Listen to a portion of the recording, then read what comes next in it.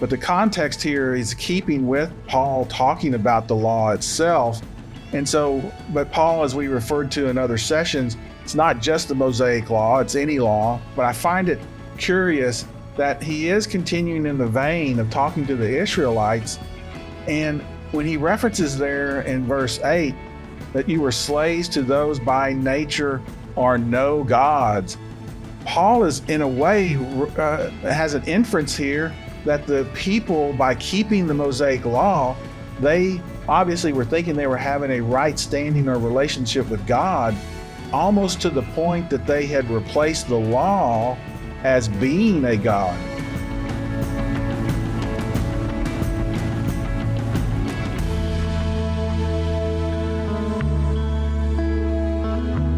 Today we're in the book of Galatians. So if you have your copy of the Word of God, open to Galatians chapter 4, verse 8. And this next section we're in is going to be talking about how following the law puts us into slavery and bondage.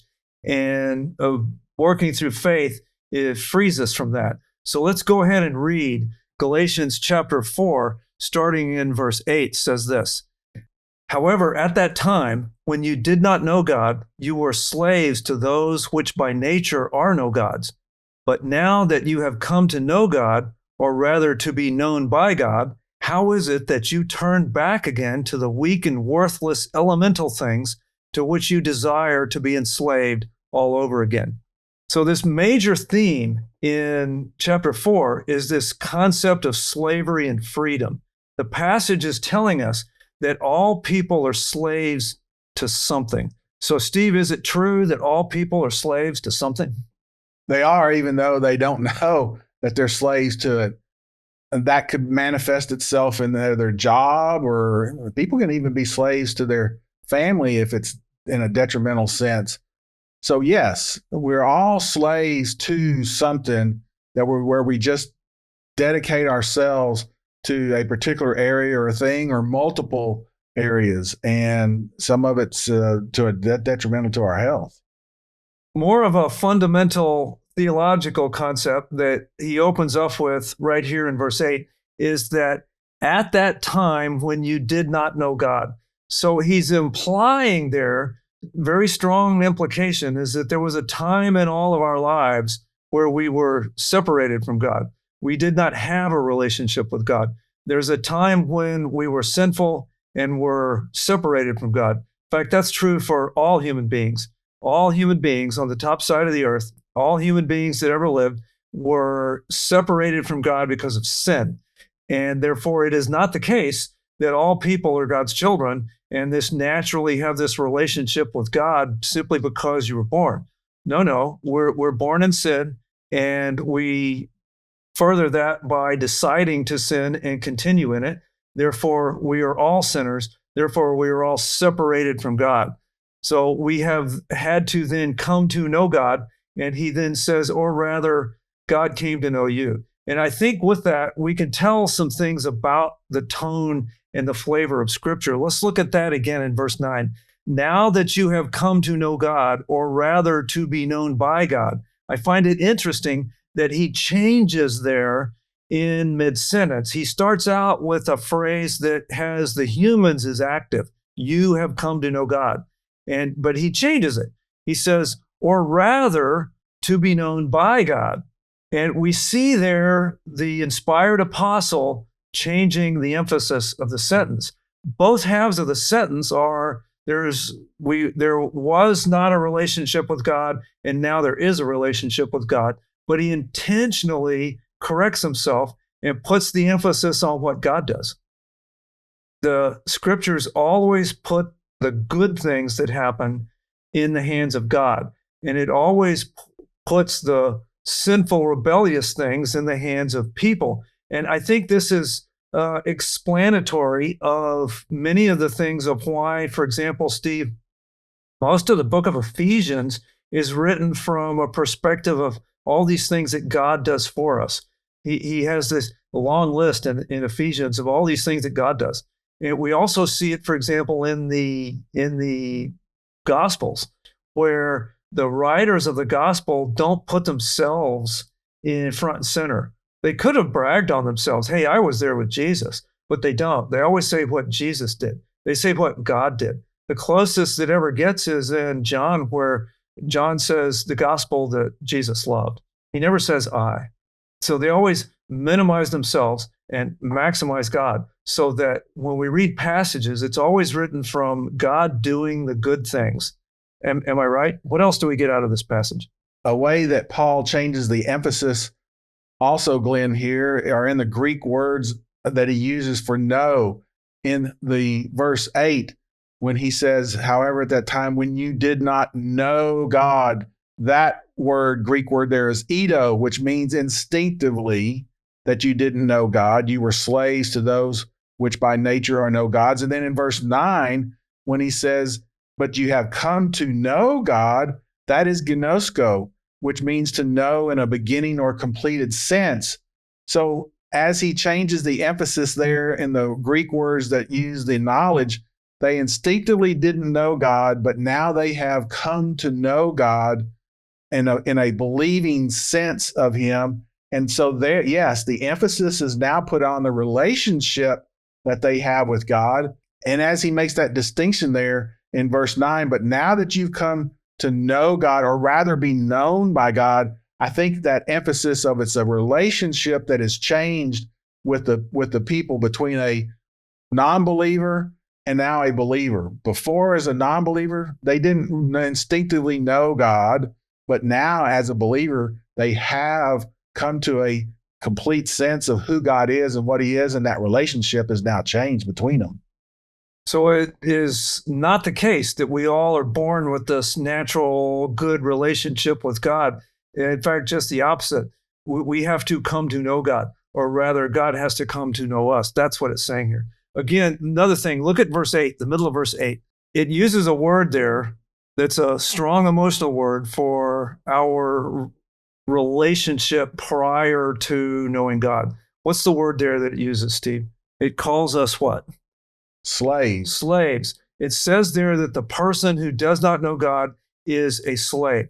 What kind of things are they slaves of? Well, we can make a list, like slaves of fleshly lust, greed, all the sins that we're going to bump into in chapter 5. Here's a long list. We make things gods, or we make idols out of things in our lives that are not gods by nature. That's what he's saying here. There was a time in your life where you were followers of idols. And some people, it was a follower of an idol that was actually made out of stone or wood. But the rest of us made idols out of money or sex or some kind of fleshly lust or some kind of greed or power. These are the things that people turn into gods, even though they're not gods by nature. And I think, Glenn, also there were works that were involved with these worshiping of these pagan gods. We've talked a lot about the Mosaic law and how it was worked to keep the Mosaic law. That had to deal with the Jewish people, the Israelites, who were given the Mosaic law. This, Paul is addressing, I think, the pagans, the ones who are not Israelites, and that he's saying by nature, you're slave to these that are no gods. There were still acts of works that they had to do. They had to take sacrifices to appease these gods.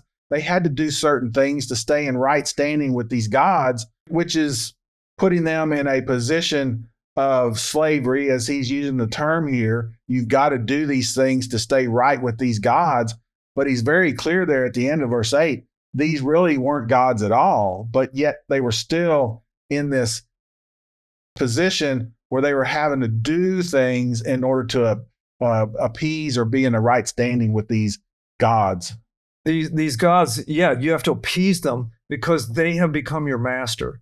They have become your master. He uses the word slaves there in verse 8. So these things that we have made into idols, we end up being a slave to them. That's a very strong word. Slave is someone who is owned by somebody.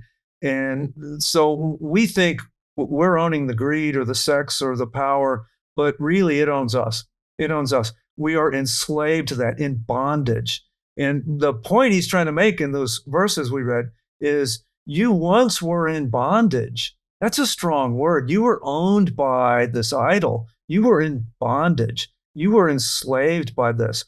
And he asked then in verse 9, why do you want to go back and become enslaved again? The word he uses there is worthless elemental things. Worthless elemental things. So in the context of Galatians, Steve, what are the worthless elemental things in the context of this entire book? What's the main thing he was talking about? Well, the footnote that we have there in our version that we use says rudimentary teachings or principles. So these are things that the basic things that are taught or principles that are of the world. And Paul is saying those things have no bearing on a relationship with God.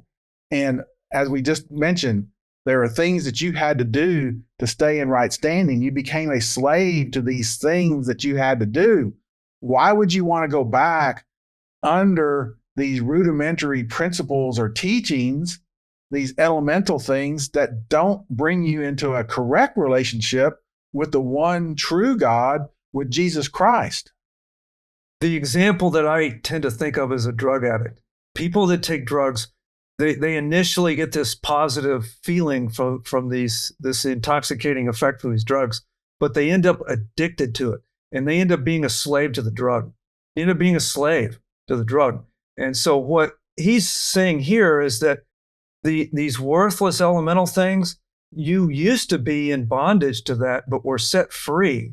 Why do you want to go back to it? Why do you want to go back and become enslaved to that all over again? So you rightfully pointed out, Steve, what he's really talking about here are principles. He's not talking about the typical idols we think of. We're thinking about here is the idol of the rules, the idol of the legalist, the idol of the Mosaic law that has turned into an idol to where, oh, if I just do these things, then I can maintain my relationship with God, or I can earn my relationship in the first place.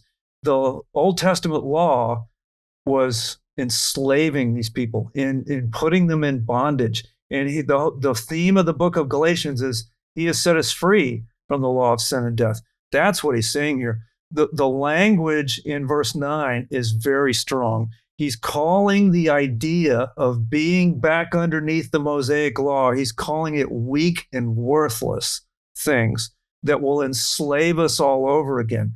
Those people today that say that Christians are obligated to get back under the Mosaic law have to answer why God uses such strong language here of saying that doing so puts us in bondage. Why does he call the law weak and worthless? If the law was, he's not saying it's not good, he's saying it's weak and it's worthless in the sense it's not able to help us be righteous.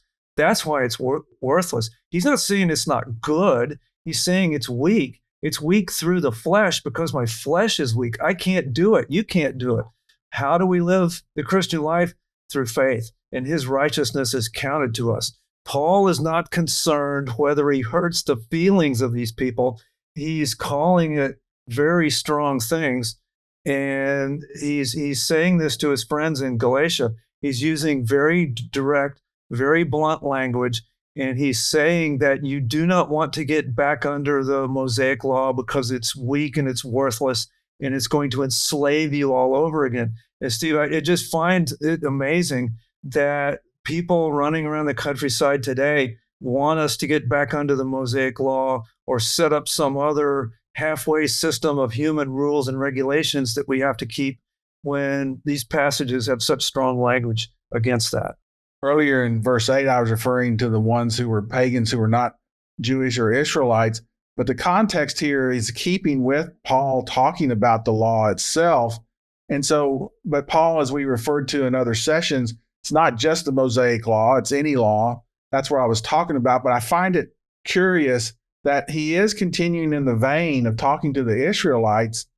And when he references there in verse 8 that you were slaves to those by nature are no gods, Paul is in a way has an inference here that the people, by keeping the Mosaic law, they obviously were thinking they were having a right standing or relationship with God, almost to the point that they had replaced the law as being a God. that as long as they kept that law, it became a God unto itself. And I think that God, that when he's making this here, that's another way that the slavery comes about, because they have taken and transferred that keeping of the law by, if I keep this law, then by golly, I'm going to have a right relationship with God. And that whole action itself came into an act of almost of reverence and worship, and into this category of a God itself. I think Paul might be referring to that just a little bit there too, which means that that's how they became enslaved to it. Oh, I think you're right. I think you're right. Like you alluded to earlier, was that we have this innate sense that we need to do something.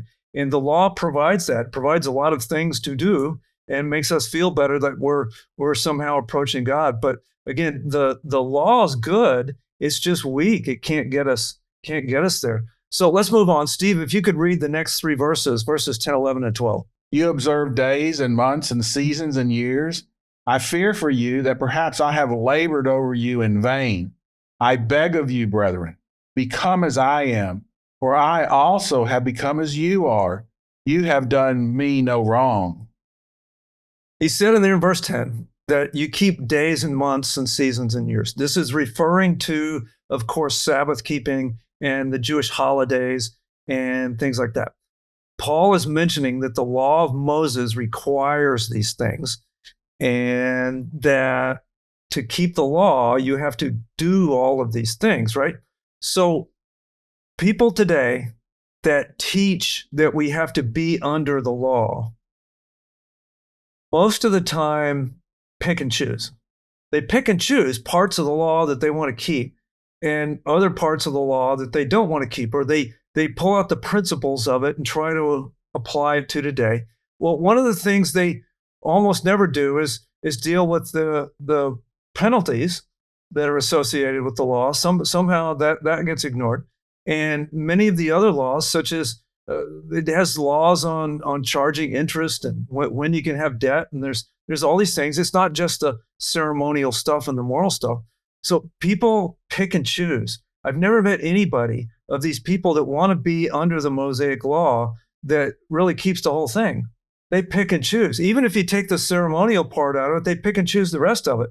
Nowhere does it say if the law applies today, but not this part. Nowhere does it say, well, the law applies today, but you can interpret it for a while you think is reasonable. Nowhere does it say that. Matter of fact, it says you have to keep all of it. Deuteronomy 32:46 says you have to keep all of the law. Galatians 3:10 says you have to keep all of the law. Galatians 5:3 says you have to keep all of the law if you're going to be under the law. So yes, we are morally obligated before God to avoid sin. He's going to deal with that before he gets out of this book. But God is saying that keeping these commandments does not earn us righteousness before God. That's what he's talking about here, Steve. You observe these days and months and years, but I fear for you that perhaps I've labored in vain. You're going through the motions of Sabbath keeping, but I think that you're just as bad as anybody else. I may have labored over you in vain. This should have cut the Galatian churches to the quick, simply because he's saying, I'm not sure you're even Christian. I may have labored over you and you're not even truly Christian. That should have cut them to the heart. Paul took establishing these churches on his missionary journeys personal. He got to know these people, the labored there. It gives the connotation to weary oneself with labor. You get this sense of, I have invested in you. I have poured myself out in you. I am concerned about you. I've labored teaching you these things, going on these missions, establishing the churches, taking the time to write these letters back to you. And yet I fear that everything I have done really hasn't made a difference in your life. And I think it's a picture of Paul, the concern that he has for these people. He's not somebody that just comes through, spreads the gospel and then moves on and never to worry about the people or never be concerned about them again. No, he's very concerned about these to the point that he has wearied himself so much that he's concerned about them. He's very emotional here. What you just said, Steve, is exactly right. He labored over these people. He had a lot of blood, sweat, and tears into building these churches. Now he's saying, I may have wasted my time with you. And in verse 12, he says, I beg you. He's tried every appeal that he can. He tried very strong emotional language.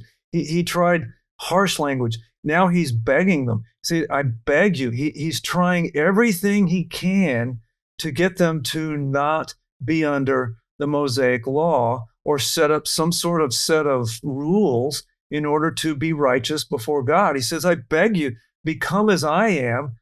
Again, look at the verse. Verse 12, I beg you, brethren, become as I am, for I also have become as you are. So what he's saying there is, become like me. I became like a Gentile. I stopped keeping the law and became a Gentile so that I could reach you. And now you want to come and start living like a Jew. He said that's not how things ought to be. There's some people today that teach that Gentiles are not under the law, but the Jews are. Verse 12 answers this and says that Paul stopped living under the law. I became as you are. So he stopped living under the law. So if there's any question about whether Jews today are required within Christianity to keep the Mosaic law, this answers it. Paul said, I became like a Gentile so that I could reach the Gentiles. True, he did Jewish things over in Acts 21 because he was in Jerusalem trying to appeal to the Jewish people there, to appeal to the non-believing Jewish people. But that was outside the church towards non-Christians, not inside the church. And again, he's doing evangelism. Here, he became like a Gentile. Inside the church with believers, Paul did not follow the law. Let's move on and read the next one. Starting in verse 13 says this, but you know that it was because of a bodily illness that I preached the gospel to you the first time. And that which was a trial to you in my bodily condition, you did not despise nor loathe, but you received me as an angel of God, as Christ himself. Where then is that sense of blessing you had? For I bear you witness that if possible, you would have plucked out your eyes and given them to me. So, Steve, what is he saying here? What's the main thrust of that? He's saying that the people accepted him. They accepted what he was teaching, and they accepted him as to who he was. He was this person that came in, gave them the gospel, and they became friends. They helped him. They saw that he had an affliction, and they were concerned about him to the point that they were willing to do something, whatever they could, to help him with this affliction that he apparently had with his eyes. Here's another way to put it. He's referring back to the sincerity that he had when he first came to them, and to not abandon that, and to realize that it's still the same, and that he loves them to the point that he is telling them the truth. That it's not just a doctrinal fight or a doctrinal issue. It's something where he's actually concerned for them in a loving, in a family way. That's what I think he's trying to convey here to them. I think you're absolutely right. He's dealing in a very emotional sense with some friends. If we look at the flow of the book of Galatians, chapter 2 and 3 were very logical, reasonable, doctrinal. He was dealing with them on a doctrinal level, very strong language. Here, he's still trying to persuade them. That's the main focus here, but he's doing it on a very emotional level, just like you said. He's dealing at a very emotional level with a friend. He's doing it, giving an emotional appeal in case the logic and the doctrine didn't work. Now he's trying to say, look, we were friends. You helped me. And I worked for you. I gave up a lot for you. And now I'm begging you. That's what he's saying. Very emotional appeal. This passage also gives us a chance to talk about his physical illness. He apparently had one. He mentions it here. He says that he was in Galatia due to an illness. that would lead us to believe that God used a physical illness in Paul to reach these people. Somehow he had to stop on his missionary journey. He had gotten ill, and because of that, he was able to minister to these people of Galatia because Paul needed help. So, Steve, this gives us a couple of chances here to talk about something that's sort of a personal, practical level. The whole book's been such harsh doctrinal language. Can a physical illness give us a chance for Christian ministry? It absolutely can do that. I've known several friends that have been hospitalized for different reasons, some of them even with terminal illness. They're Christians, and in that, they have witnessed and given the gospel to the people that are nurses and doctors that have been tending to them.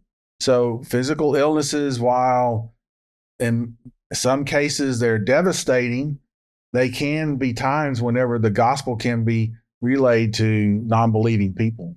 In verse 14, Paul says that Paul's physical illness was a trial to the Galatians. So we could all think of situations where maybe there's a family member, maybe a parent were physically ill, and it's maybe a spouse. It's a drain on the family to kind of take care of them. Can physical illnesses in the family that become trials, can that still be somehow God doing a work here, even if taking care of this ill person is quite difficult or expensive? Can that still be used by God for his purposes? Anything that we do can be used by God for his purposes. When you were talking about illnesses, we're talking about tragic things, but yeah, anything can be used for his purposes. In verse 15, he speaks of his eyes. Now, we don't really know exactly what the illness was, but he refers to his eyes, and it's possible that he had eye trouble. It's possible when he says, "You would have plucked out your eyes and given them to me." The surface level would see, well, he had an eye problem and was blinded. Other people have speculated, well, maybe that was just an idiom, a phrase that meant you would have like given me the shirt off your back or something, we might say. So it's possible it was not the eyes. I tend to think it was the eyes simply because the event on the Damascus Road impacted his eyes. If we also look at the later parts of Acts, in Acts chapter 23, Paul appeared before the Sanhedrin and he didn't recognize the high priest, even though he's in the same room with him. So it's possible that Paul had eye trouble, and this would be one of the passages here in Galatians that would lend to that. Regardless, he had a physical illness, and whatever that illness was, it must have made him rather unsightly to look at and in need of physical care, because that's the context here, is that I was in need and I was nothing special here, but I had a need and you filled it. And that, I think that's what he's talking about. Wouldn't you, Steve? I find it interesting, Glenn, that the apostles were given the ability to heal, to do miracles in order to attest to their message that it was a true message, that they had the authority to give it. I just find it interesting that God here Paul is an apostle, and yet he's not able to heal himself of this affliction. God is using this in different ways in order to still get the gospel word out. Yes, God is able to use this, and many of the healings were signs for God to do a miracle there as well. But it's the healings are up to God and not up to us. Next, if we look at verse 13, Paul's illness led to Paul staying with them long enough that he could explain the gospel to them. I see that as God is using these things, even if somehow it is born out of physical weakness. In verse 14, the Galatians had taken Paul in when he was sick and took care of him. And churches are willing to take in strangers and those in need and minister them. That's another way that God gets his will done, is we have needy people all around us, people that are either have physical illnesses or some sort of tragedy in their life, or they're just in a hard spot.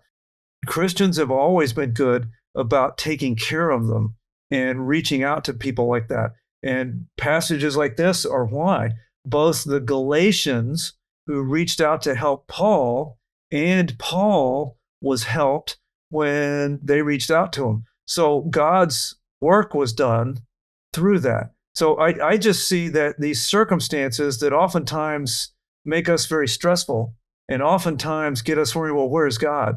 Well, God's right there in the midst of it, and he's doing a work, and people were saved because of it.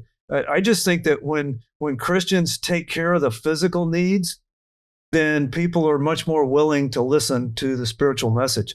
And that's been the case throughout Christian history. If we look at the charities that have done the most hospitals and the most outreach to the poor and various other ministries founded by Christians doing Christian work because our Lord has commanded us to, and we have a great message. And if we take care of their physical needs, then they'll listen to our spiritual message. Paul is giving us a pattern of what we can do as well. He had this physical illness, yet he turned it into an opportunity to share the gospel, begin a church here in the Galatia area, and now make friendship with these people and be so concerned with them that he's writing back to them to correct this false doctrine that has come into them. When we fall into illness, rather than looking inward to ourselves as to what's going on, we should also be able to look outwardly and say, how could I promote the gospel? How can I tell other people about God? That's a thing that I think maybe Paul is giving for us that we could do in our life. With that, we'll stop for today because of time. But we have Paul here. He's reaching out to the Galatians. He's reached out very doctrinally. Now he's reaching out emotionally, and his strong language is not going to stop. There's still many passages left where Paul is doing everything he can to convince the Galatian churches that they do not need to be under law. And we'll see that as we continue to reason through the book of Galatians. Thank you so much for watching and listening. As always, may God bless you.